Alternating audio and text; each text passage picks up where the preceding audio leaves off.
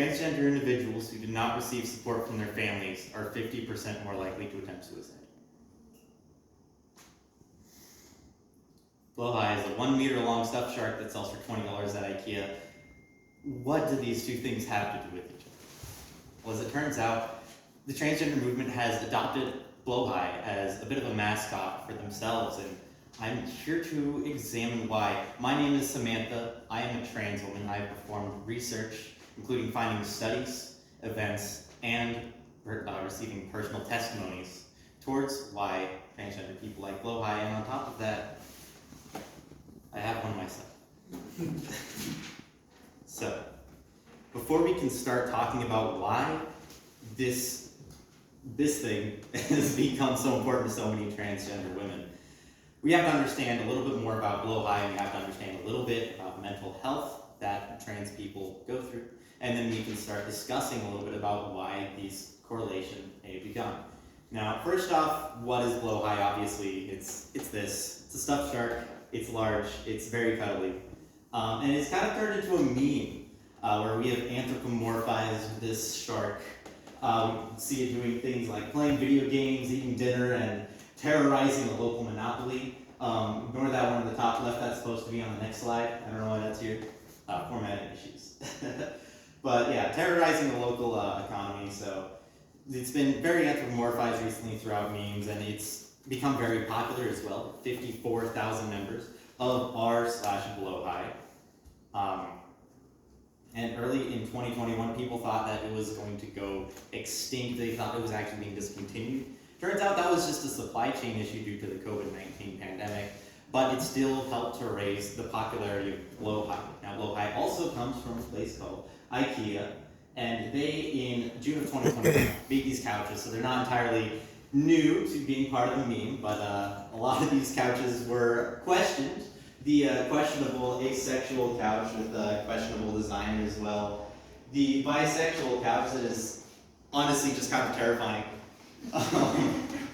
And one member on Twitter, ShowPonyBoyX, says, okay, the bisexual IKEA couch is odd, but can we talk about the non-binary bondage couch now?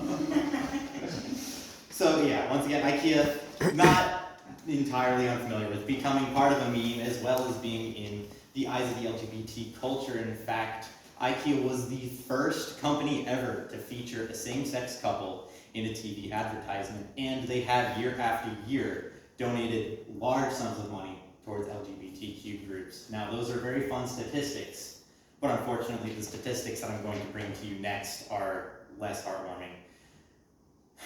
In a study performed by Frontiers for Psychology, 30% of trans individuals said they had no support from their family, and a further 20% reported that their family only supported them a little, totaling nearly 50% of all transgender individuals. 40% of respondents said they had to leave home due to their lack of support from their family, and if they did have no support, that made them 4 times more likely to leave home. And during the COVID-19 pandemic, 5% of people overall, not just trans individuals, said that they experienced greater loneliness. So there are plenty of factors here that are obviously important, and a lot of things that could bring these things together.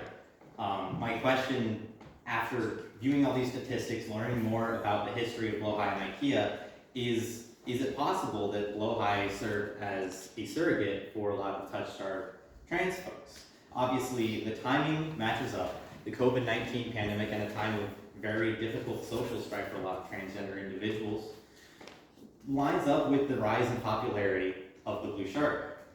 Additionally, obviously, there is a little bit of humanization, this anthropomorphizing of the blue shark that maybe makes it a little bit more friendly towards transgender individuals.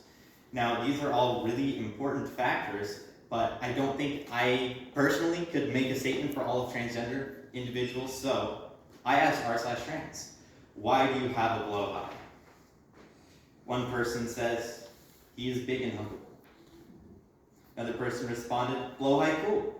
Cuddly and makes me feel more feminine, TBH. And people as well pointed out that he does have the trans colors, blue, white, and pink.